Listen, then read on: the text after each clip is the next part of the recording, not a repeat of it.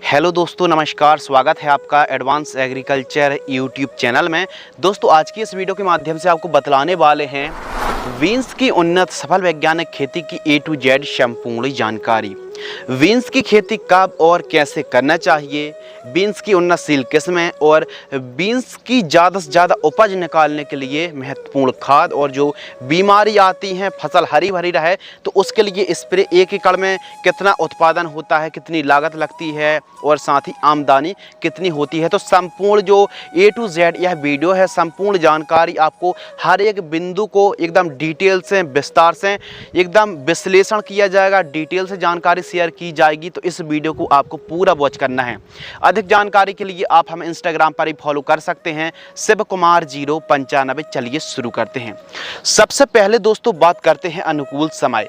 Beans की खेती सर्दी और गर्मियों के लिए आप अक्टूबर से लेकर नवंबर दिसंबर काफ़ी अनुकूल समय माना जाता है, लेकिन आपको सर्दियों के दिनों पर काफ़ी अच्छी बढ़वार भी देखने के लिए मिलती है बीन्स की क्रॉप में। तो देखिए, आपको बाज़ार भाव मार्केटिंग रेट काफ़ी अच्छा मिले तो आप अक्टूबर के पहले और दूसरे सप्ताह पर आप बीन्स की बुआई कर दीजिए, बीन्स को लगा दीजिए। तो इस प्रकार आप अक्टूबर से लेकर दिसंबर तक आप बुआई कर सकते हैं। और इसके अलावा आप बरसात के लिए जून और जुलाई और अगस्त महीने तक काफ़ी बढ़िया माना जाता है, लेकिन जुलाई महीना काफ़ी यदि आप खरीफ सीजन पर खेती कर रहे हैं तो यह जो टाइमिंग है काफ़ी अनुकूल माना जाता है। बात कर लेते हैं जलवायु और टेम्परेचर। तो टेम्परेचर के बारे में बात करें तो यह जो क्रॉप है एकदम मध्यम तापक्रम की आवश्यकता पड़ती है, ठंडी जलवायु की क्रॉप है। और यदि तापमान की बात करें तो न्यूनतम टेम्परेचर 10 से 12 डिग्री सेल्सियस और अधिकतम की बात करें तो 35 से 36 डिग्री जो सेल्सियस का तापमान होता है काफ़ी अनुकूल माना जाता है। खेत की तैयारी और भूमि। तो भूमि की बात करें तो बीन्स की खेती सभी प्रकार की आप सॉइल पर, मिट्टी पर खेती कर सकते हैं। उपयुक्त उत्पादन के लिए काली दोमट पर काफ़ी अच्छा परफॉर्मेंस देखने के लिए मिलता है, लेकिन सभी प्रकार की सूटेबल सॉइल रहती हैं बीन्स की खेती करने के लिए। बस मृदा की पीएच वैल्यू 5.5 से लेकर 7.5 तक चल जाती है। तो दोस्तों, बीन्स की खेती जब आप कर रहे हों तो खेत की तैयारी में एकदम उत्तम जल निकास का प्रबंध होना चाहिए, यानी खेत के चारों साइड साफ सफाई होना चाहिए। और जल भराव का मतलब जल भराव ना हो, और जल यदि बरसात हो गई तो जल जो पानी है खेत में ज़्यादा देर तक ठहरना नहीं चाहिए। तो इस प्रकार की सॉइल होनी चाहिए, इस प्रकार की मिट्टी। और खेत की तैयारी करते समय 1 से 2 बार आपको कल्टीवेटर या फिर दक फिट से आपको प्लोइंग करा लेना है। और अंतिम जुताई में एकदम खेत को समतल कराने वाले यंत्र रोटावेटर या फिर पाटा लगाकर मिट्टी को भुरभुरी करा लीजिए। तो इस प्रकार हमारे किसान भाइयों को खेत की तैयारी कराना चाहिए। खेत के चारों साइड साफ सफाई होना चाहिए। यदि नील गाय परेशान करती है, देसी पशु परेशान करते हैं तो खेत के चारों साइड फेंसिंग होना भी बहुत ही जरूरी, तारबंदी आप कर सकते हैं। तो इस प्रकार आपको मैनेजमेंट करना चाहिए। भूमि और खेत की तैयारी पर हमने टॉपिक कवर किया। बात कर लेते हैं उन्नतशील किस्में। तो दोस्तों, आपको जानकारी के लिए बता दें कि जो बीन्स की क्रॉप है यह 2 प्रकार की क्रॉप होती है। एक तो शाखा वाली बीन्स होती है, दूसरी कम हाइट वाली जो बीन्स होती है। कम हाइट यानी लगभग 1 से 1.5 फीट ही हाइट हो पाती है। और जो शाखा वाली बीन्स होती है तो उसकी जो हाइट है 5-6 फीट तक हाइट हो जाती है। तो डिस्प्ले पर आप देख सकते हैं, ये है शाखाएं वाली बीन्स की वैरायटी। और उन्नतशील किस्मों के बारे में बात करें जिनका उपज प्रोडक्शन उत्पादन काफ़ी अच्छा है। तो उन्नतशील किस्मों के बारे में बात करें तो सेमिनीज कंपनी की मोरा लेडा के नाम से आती है, सेमिनीज कंपनी की फाल्गुनी के नाम से आती है जो कि काफ़ी ज़्यादा पॉपुलर के साथ साथ प्रचलन में है। इसके अलावा सिंजेंटा कंपनी की साविल के नाम से आती है और श्रीराम कंपनी की हर्षा के नाम से आती है। इस वीडियो के माध्यम से हमने आपको जो 3-4 वैरायटी के बारे में बतलाया है। सबसे अच्छी सेमिनीज कंपनी की फाल्गुनी काफ़ी अच्छी है, और सिंजेंटा कंपनी की भी जो 2 वैरायटी स्पेशल फाल्गुनी काफ़ी ज़्यादा किसान लगाते इसलिए हैं कि उसका ज़्यादा से ज़्यादा प्रोडक्शन देखने के लिए मिलता है। और जो बीन्स का साइज़ है फल का वो इतना आकर्षित होता है, ग्रीननेस होता है, जो कि बाज़ार में 2 पैसे एक्स्ट्रा ही बिकता है जब भी आप अपनी उपज को ले जाएंगे तो बाज़ार में काफ़ी अच्छी कीमतें देखने के लिए मिलेगी। बाकी यह 4 की 4 वैरायटी काफ़ी अच्छा उत्पादन देने वाली किस्म है और आप इन वैरायटी में से अलग कोई वैरायटी का चुनाव कर रहे हैं तो उन्नतशील किस्मों का ही आपको चुनाव करना चाहिए, जिनका उपज और उत्पादन काफ़ी अच्छा हो। तो ऐसी ही वैरायटी का आपको सलेक्शन करना चाहिए। बात कर लेते हैं प्रति एकड़ सीड्स। यदि आप 1 एकड़ पर बीन्स की खेती कर रहे हैं तो सीड्स की रिक्वायरमेंट, डिस्टेंस और आप कितनी दूरी पर बुआई कर रहे हैं यह काफ़ी ज़्यादा डिपेंड और निर्भर करता है। तो 1 एकड़ में आपको लगभग 6 किलोग्राम सीड्स की आवश्यकता पड़ती है। तो आपको 1 एकड़ में 6 किलोग्राम सीड्स की आवश्यकता पड़ने वाली है। बात कर लेते हैं बीज उपचार। तो बीज उपचार हमको कौन सी फफूंदनाशक से करना चाहिए? सबसे बेस्ट हमारे हिसाब से झेलोरा है या फिर वायर कंपनी की एवर गोल्ड एक्सटेंशन है या फिर कार्बेंडाजिम है प्लस मैंकोजेब जो जैसे यूपीएल की साफ है या फिर ट्राइकोडर्मा, तो सबसे बेस्ट ऑप्शन ही है। तो 1 किलोग्राम जो प्रोडक्ट बताए हैं इनमें से किसी भी एक को 5 ml या फिर 5 ग्राम की दर से आप बीज उपचार करें और 40 मिनट तक छांव में सुखाना है और फिर आपको बुआई करनी है। काफ़ी अच्छे से आपको रिजल्ट मिलने वाले हैं। यदि आप हाइब्रिड या फिर ऐसी वैरायटी का चुनाव कर रहे हैं, ऐसी बीन्स को लगा रहे हैं, ऐसी उन्नतशील किस्म को लगा रहे हैं जो कि पैकिंग एकदम अच्छी है, उन्नतशील किस्म है, अच्छी वैरायटी है और इम्प्रूव वैरायटी है, तो उसको आप इन फंगिसाइड के बजाय आप ट्राइकोडर्मा से बीज उपचार करें। बीज उपचार करने से जर्मिनेशन अच्छा होता है और विल्ट की समस्या नहीं आती है।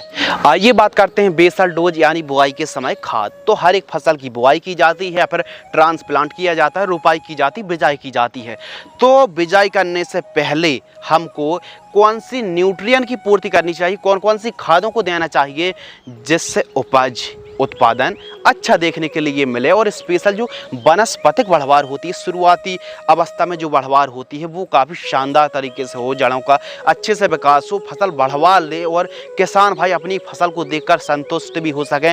तो इसके लिए प्रारंभिक में खाद देना बहुत ही ज़रूरी है। तो इसके लिए आपको एक काम करना है कि 100 kilogram SSP single super phosphate उर्वरक खाद लेना है, 50 किलोग्राम DAP और 20 से 30 kilogram MOP muriate of potash और वाइट ग्रब या फिर दीमक की समस्या है तो क्लोरपाइरिफास ले लीजिए या फिर फिप्रोनिल ले लीजिए, चाहे रीजेंट ले लीजिए 3 किलोग्राम।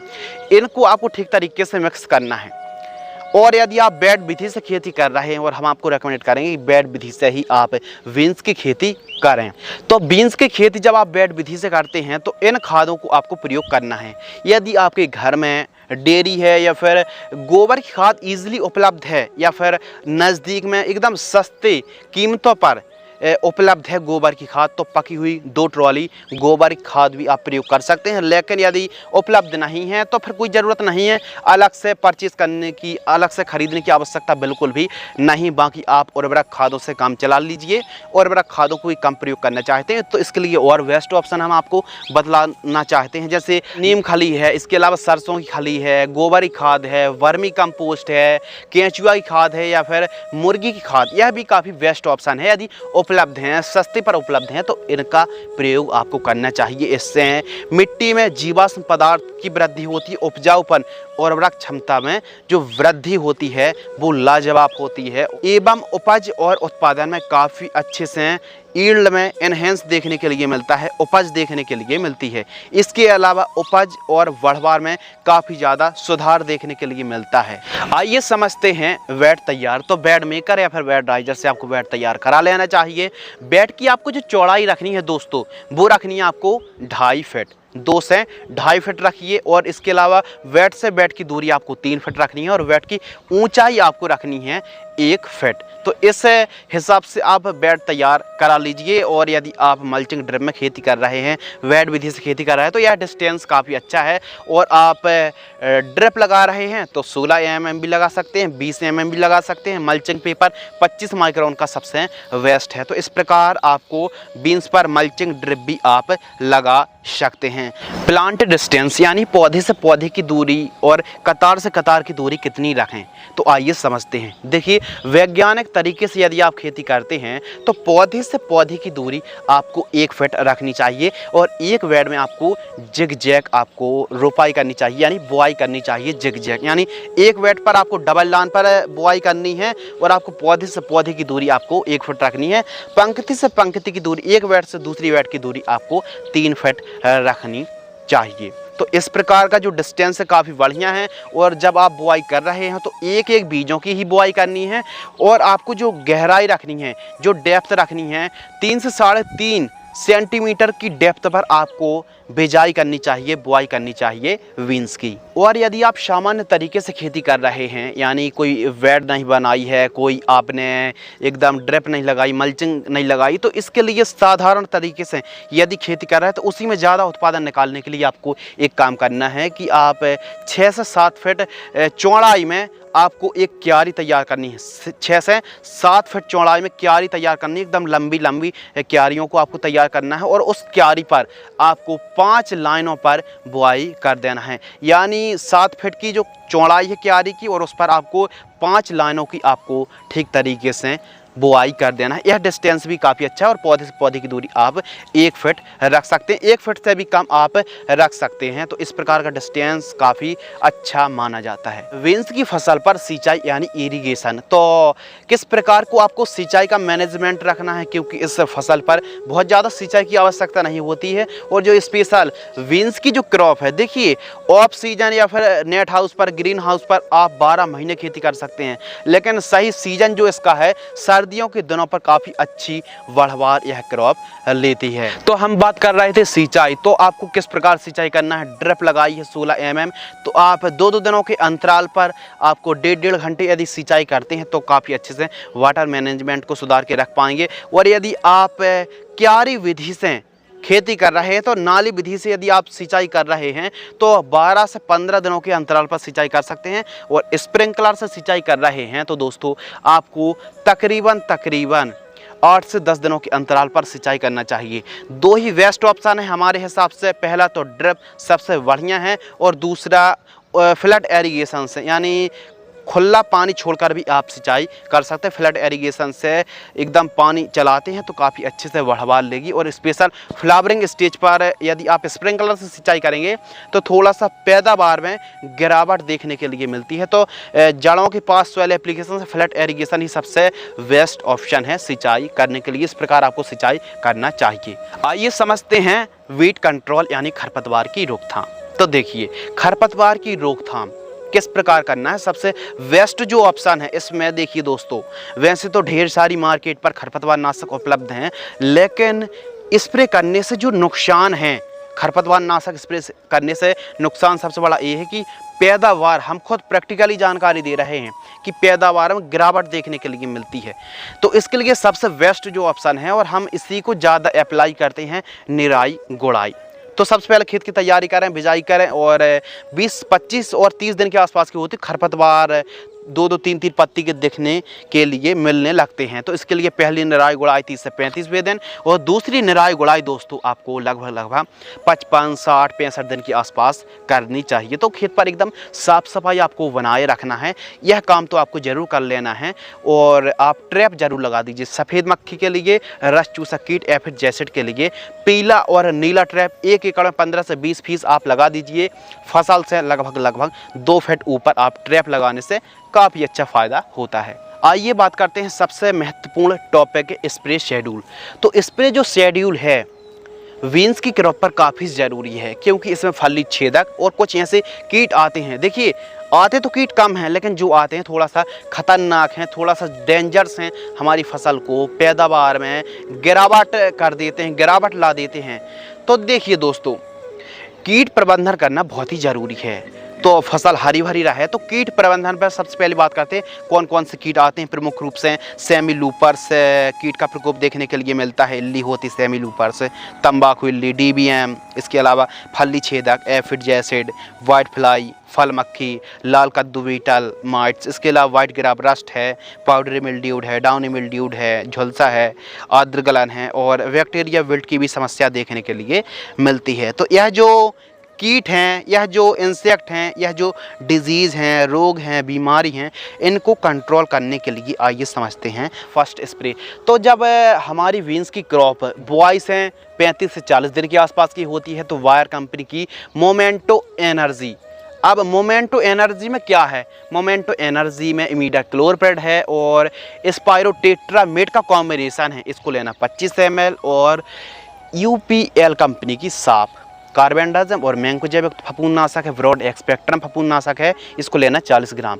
इन दोनों को मिक्स करना, 15 लीटर पानी घोल करके आपको स्प्रे कर देना है। सेकंड स्प्रे तो जब हमारी बीन्स की क्रॉप 60 से 65 दिन के आसपास की होती है तो वायर कंपनी की सोलोमन इंसेक्टिसाइड 12 ml लेना है, स्वाधीन फंगिसाइड 40 ग्राम, फेंटाक प्लस टॉनिक 10 ml। इन दोनों को तीनों को मिक्स करना है, 15 लीटर पानी घोल करके आपको स्प्रे कर देना है। तो देखिए दोस्तों, बीन्स की क्रॉप पर केवल और केवल 2 स्प्रे करने की आवश्यकता है। और कुछ ऐसे किसान भाई हैं जो एकदम परंपरागत तरीके से खेती करते हैं तो वो केवल 1 स्प्रे करते हैं, वो भी कुछ रस चूसक कीटों का। वहाँ की इस पर कोई खास प्रकार की बीमारी नहीं आती है, बस फ्रूटिंग स्टेज पर फल्ली छेदक इल्ली और स्टार्टिंग के दिनों पर रस चूसक कीट, इनकी आपको सस्ते पर स्प्रे लेने पड़ेंगे। जरूरी नहीं कि हमने जो 2 स्प्रे बताए उन्हीं को करें, आवश्यकता अनुसार आपको करना चाहिए। जिस प्रकार बीमारी रोग डिजीज़ है उसके हिसाब से आपको अप्लाई करनी चाहिए इंसेक्टिसाइड का। अब बात कर लेते हैं खाद का शेड्यूल यानी फर्टिगेशन शेड्यूल। तो देखिए, बीन्स की फसल पर ज़्यादा से ज़्यादा अच्छी पैदावार हो तो इसके लिए फर्टिगेशन शेड्यूल चलाना बहुत ही ज़रूरी बात है और अच्छी भी बात है, क्योंकि पैदावार बढ़ेगी। तो कौन सी खाद दें, कब दें, कितनी मात्रा पर दें और कौन सी वेस्ट हैं, सस्ती भी हों, अच्छी भी हों और सभी किसान भाई खरीद भी सकें। तो आइए बात करते हैं अधिक से अधिक उपज निकालने के लिए फर्स्ट उर्वरक खाद। तो जो किसान भाई साधारण तरीके से खेती कर रहे हैं तो जब 20 से 25 और 30 दिन के आसपास क्रॉप होती है तो MOP 10 kilogram, SSP 15 kilogram, urea 25 kilogram और सूक्ष्म पोषक तत्व युक्त खाद 5 किलोग्राम, इन चारों को मिक्स करना है और प्रति एकड़ जड़ों के पास देकर सिंचाई कर देना है। जानकारी हम आपके साथ जो शेयर कर रहे हैं प्रति एकड़ की दर से ही जानकारी शेयर कर रहे हैं। बात कर लेते हैं सेकंड खाद। तो 40 से 50 दिन के आसपास की क्रॉप होती है तो यूरिया 45 किलोग्राम, सागरिका दानेदार 10 किलोग्राम, मैग्नीशियम सल्फेट 5 किलोग्राम, इन तीनों को मिक्स करना है, जड़ों के पास देकर के आपको सिंचाई कर देना है। काफ़ी शानदार आपको रिजल्ट मिलेंगे। अब जो किसान भाई ड्रिप से खेती कर रहे हैं यानी वेंचुरी के माध्यम से, उनको कौन सी घुलनशील खाद देनी चाहिए? तो 15 दिन से लेकर 40 दिनों के मध्य आप इन खादों को 4 से 5 दिनों के अंतराल पर इन खादों को छोड़ सकते हैं ड्रिप में, एक दिन में एक खाद। तो जैसे NPK घुलनशील खाद 19-19-19, 12-61-0 और 17-44-0, इनको आपको 2 से 3 किलोग्राम 3-3, 4-4 दिनों के अंतराल पर आपको प्रयोग करना है। और ह्यूमिक एसिड भी आपको प्रयोग करना है 500 ग्राम। तो एक दिन में एक खाद इनको आपको ड्रिप से छोड़ना है। 15 दिन से लेकर 40 दिन के आसपास की जब हमारी क्रॉप होती है तो इस कॉम्बिनेशन को आपको चलाना है। अब सेकंड कॉम्बिनेशन, तो सेकंड कॉम्बिनेशन 45 दिन से लेकर 75 दिन के आसपास की क्रॉप होती है तो 5 से 6 दिनों के अंतराल पर इन खादों को आपको चलाना है। जैसे NPK 0050, NPK 13045, इसके अलावा NPK 13-40-13, इन खादों को और साथ में कैल्शियम नाइट्रेट, इनको 4 से 5 किलोग्राम आपको 5-5, 6-6 दिनों के अंतराल पर ड्रिप से आपको सिंचाई के साथ आपको अपनी बीन्स की क्रॉप पर इस फर्टिगेशन शेड्यूल को चलाते हैं तो काफ़ी शानदार रिजल्ट मिलने वाले हैं।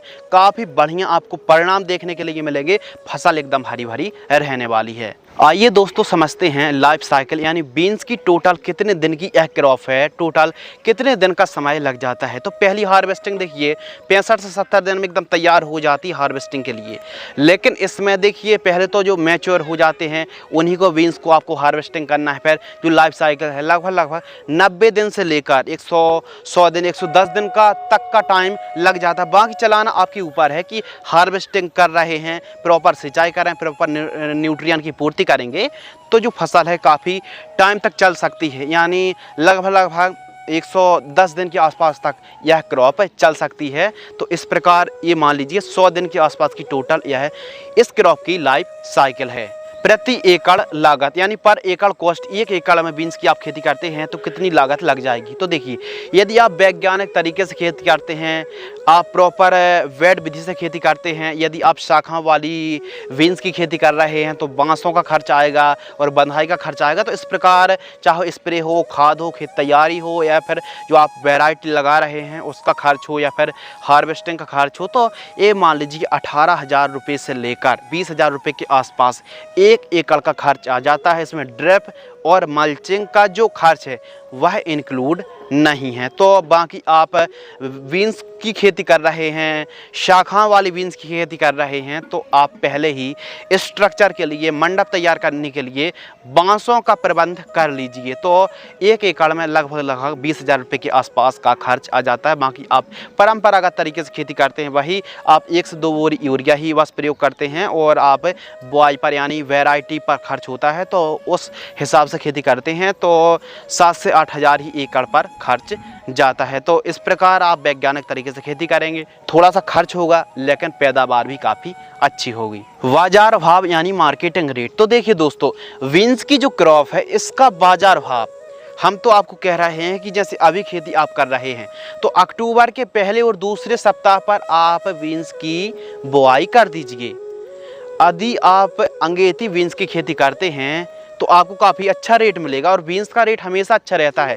15 रुपये किलोग्राम से लेकर 40-45 रुपये किलोग्राम तक का रेट किसानों को आराम से मिल जाता है। थोक रेट काफ़ी अच्छा मिल जाता है, 20-25 रुपये का तो आराम से मिल ही जाता है। बाकी आप अंगेती और समय को ध्यान में रख के ही आपको अंगेती बीन्स की फार्मिंग करनी होगी।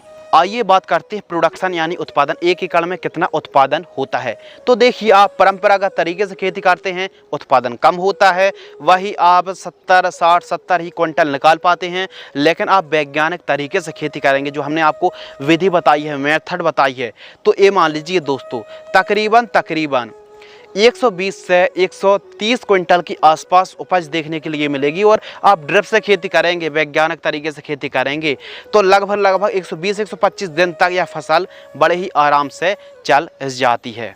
बात कर लेते हैं मुनाफा और आमदनी, साथ ही नेट प्रॉफिट। तो देखिए, मुनाफा डिपेंड करता है थोड़ा सा बाजार भाव यदि अच्छा रहता है और मार्केटिंग रेट अच्छा है तो काफ़ी अच्छी से आमदनी देखने के लिए मिलेगी। तो आमदनी कुछ मार्केटिंग रेट पर, बाजार भाव पर और उपज पर काफ़ी ज़्यादा निर्भर और डिपेंड करती है।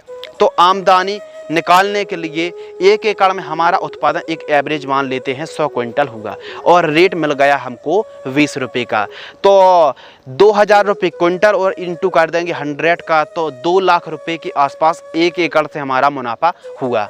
अब मुनाफा में से लागत को घटा देंगे तो मुनाफा होगा 2 लाख और लागत लगी हमारी 20,000, तो 1,80,000 रुपये के आसपास हमारा आ गया नेट प्रॉफिट, शुद्ध आमदनी। 1 एकड़ से 1,80,000 रुपये के आसपास हमारे किसान भाई कमाई कर सकते हैं। तो दोस्तों, इस प्रकार यदि आप बीन्स की खेती 1 से 2 एकड़ पर करते हैं तो काफ़ी अच्छा मोटा मुनाफा आप निकाल पाएंगे। उम्मीद करते हैं इस वीडियो से आपको कुछ नया, नॉलेजेबल, इंटरेस्टिंग सीखने के लिए जरूर मिला होगा। यदि आपको यह वीडियो पसंद आती है तो वीडियो को लाइक करें। अधिक जानकारी के लिए आप हमें इंस्टाग्राम पर भी फॉलो कर सकते हैं, शिवकुमार 095। तो मिलते हैं इसी प्रकार के शिकार से जुड़ी नई, नॉलेजेबल, महत्वपूर्ण जानकारी के साथ। तब तक के लिए धन्यवाद, नमस्कार, जय हिंद, वंदे मातरम।